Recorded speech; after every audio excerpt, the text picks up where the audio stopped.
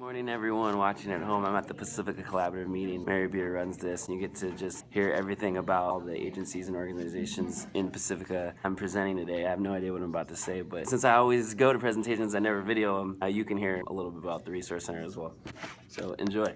So I'll go ahead and get started. I've been development coordinator now for over a year, and I started as a volunteer. For those who don't know my story, I was native Pacifican, born and raised. Left for a little bit, came back. I was able to open up a business with my dad.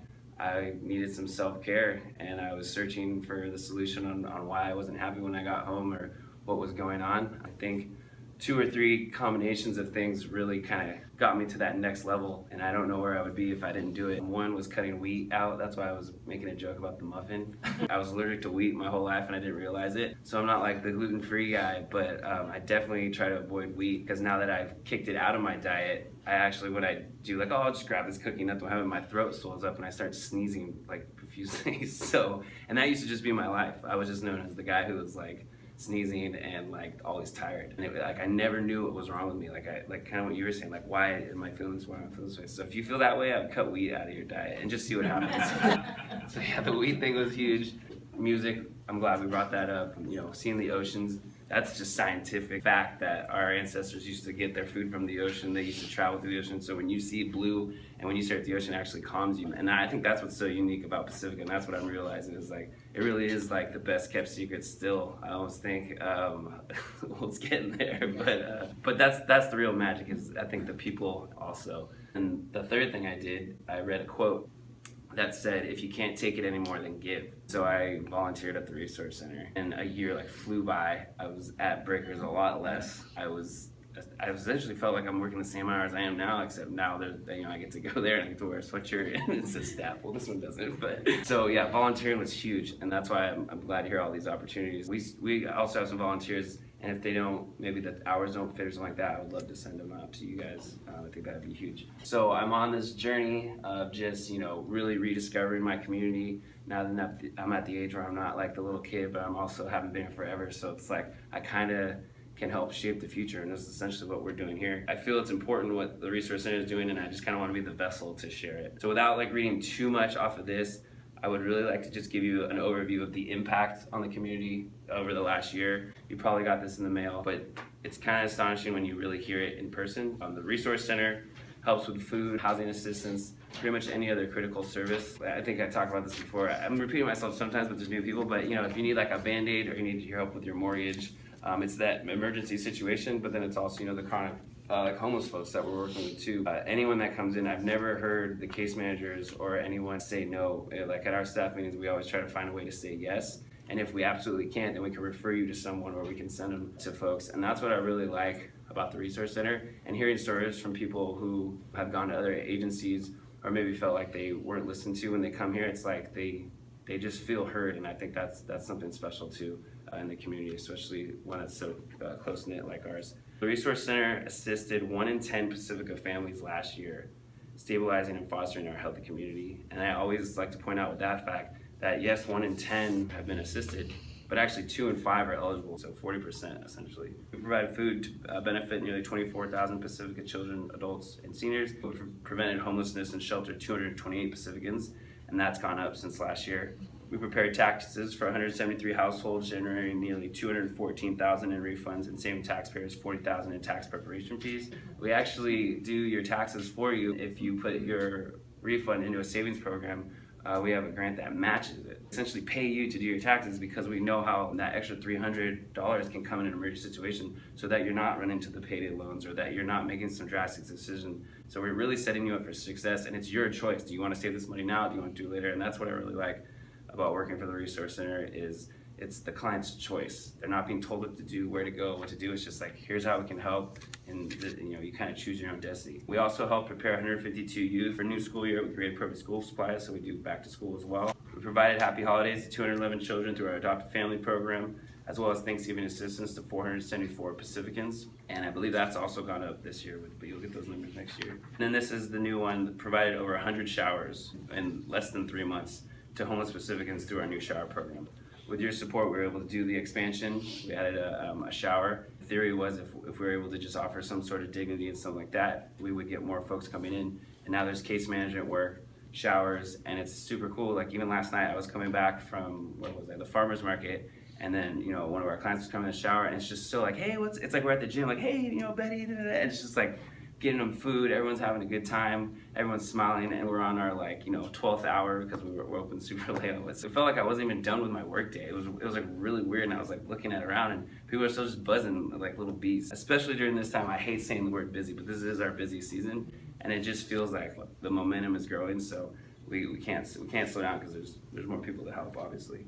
This gives you an idea of everything I just said. So this is in addition to us providing the food that benefited the close to 23,000 folks. Kind of like a big idea of everything we could do. What I would like you to do for me to make my job easier is if anyone comes to you in the community with an issue that you can't solve immediately, please send them to the Resource Center, because there's a chance we've already dealt with it, or we're dealing with it, or we have plans to deal with it. That would kind of help just spread the community's support.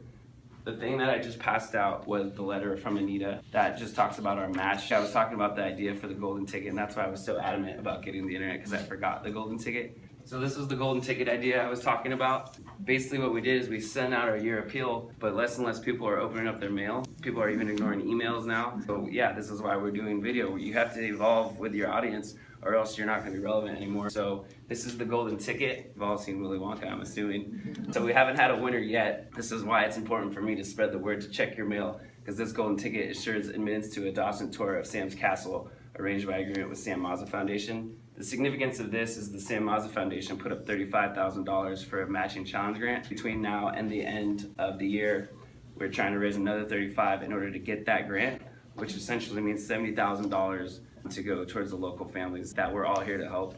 So please check your mail. One of you could be the winners. I don't know. Yeah. Please, if you see this online, support that, because again, it's just the amount of impact we can have at year end is tremendous. I really like to close this out with maybe just like a couple questions. If I could just get like 3 questions, that would be amazing. Yes. So you have on the statistic about the PRC emergency shelter versus housing assistance. That the emergency shelter request was at like 381 for the year, and then you guys was able to serve 172. What happens? Is that where you're, being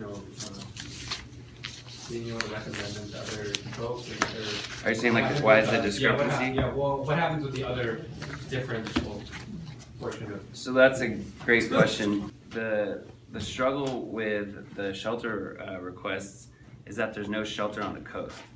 So if we have families, like right now it's inclement weather, every morning we get an email from San Mateo County that says it's so cold, well it doesn't say this exactly, but it's so cold that someone can die on the streets.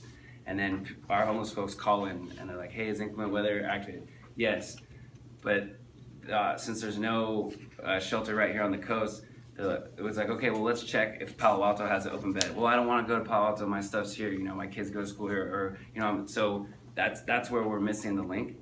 So the Pacifica Resource Center in the past has been able to maybe get like a hotel for the night, or are you in a safe place for the night? So that's really kind of point out the need for some sort of shelter, and we did a rotating shelter, and that kind of helped. But yeah, there's more demand than there is supply, especially for the coast, because we don't have the same luxury as having a shelter on the coast. So some of those folks do choose to stay outside, and again, you can't force them to come in or to go to Palo Alto and then wake up at 7 o'clock in the morning just to take a taxi back to where they were.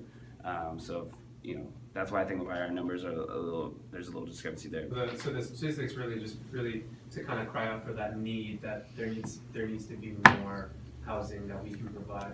Housing for sure, and then shelters on the coast, like just kind of starting there. But yeah, there's no secret that workforce housing, affordable housing, just more housing in general is needed. And also, with the roaming shelter, we've been trying to do some outreach, or at least through the North County Outreach Collaborative, we're going out and talking to the faith community to try and engage them in the conversation of maybe thinking about having the roaming shelter come to their facilities, like at least one week for 5 times, right? Yeah. 4 weeks. Because it's from now until April. Right. Is technically inclement weather. But it's really hard to engage people in that conversation because there's so much involved, like how will it affect our congregation, and what does that look like? I mean, they have so many questions, but there's not a lot of, yes, let's do this. And so I don't know how we can help to start that conversation in our community, or if you know of any place that has a facility that you think might be interested in doing the roaming shelter, please let us know, because it's really important, and so far, it's been really hard. And even just like a safe parking, like You're right. we did our pilot of the rotating shelter, and we just had a parking lot, and folks just wanted to be able to park there without getting told, go over the hill or something like that. So yeah, we had folks inside, and the church that we did work with cooked dinner. It was such community. Everyone's playing cards. It was almost like watching a movie. Like I feel like this is a movie, to be honest, and we're all gonna see how it all ends up. I volunteered, my sons and I, years ago for Shelter Network, and I got a lot of feedback from families that were there, the one in Daly City. Yeah. How much you, Pacifica Resource Center, helped them. Yeah. Do you partner with the network to get them placed, or do you send them to So them? the How Shelter does that Network work? actually just came up in our staff meeting.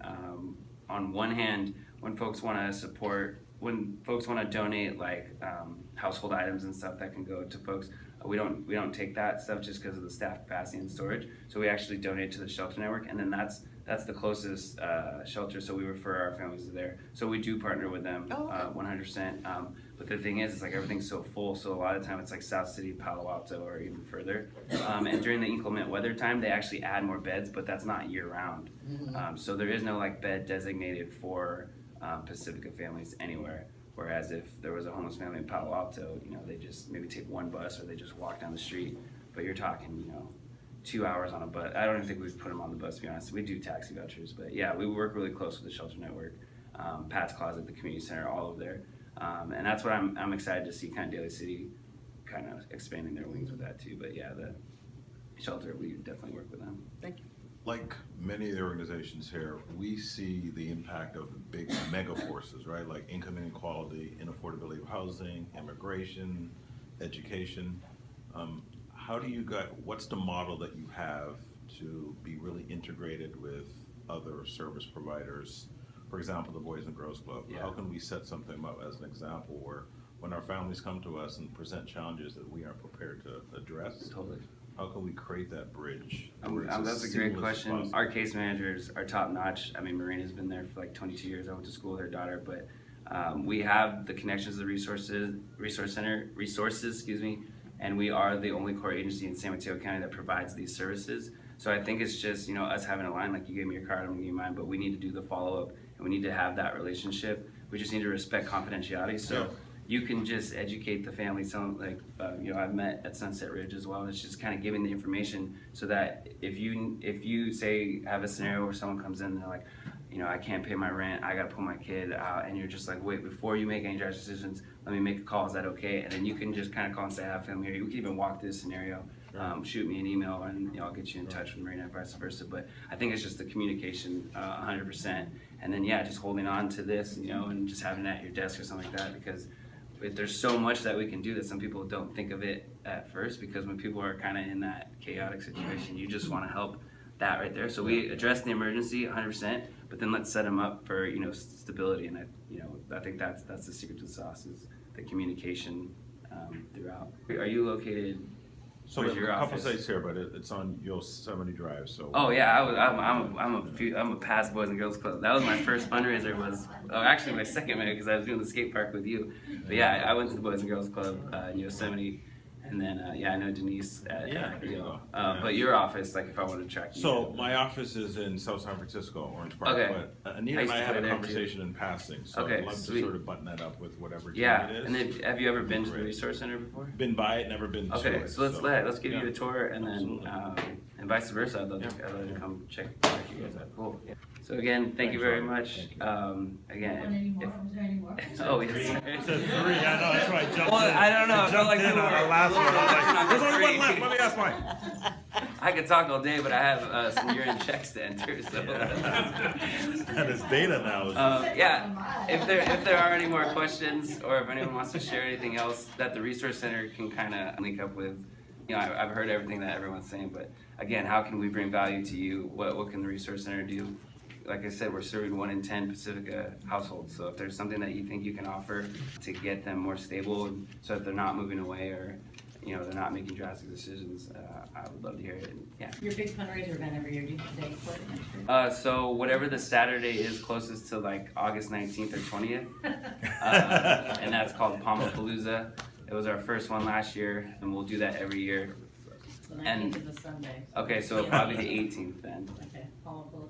Palmapalooza, yeah, thank you for asking. I'm trying to get it to be a Western theme.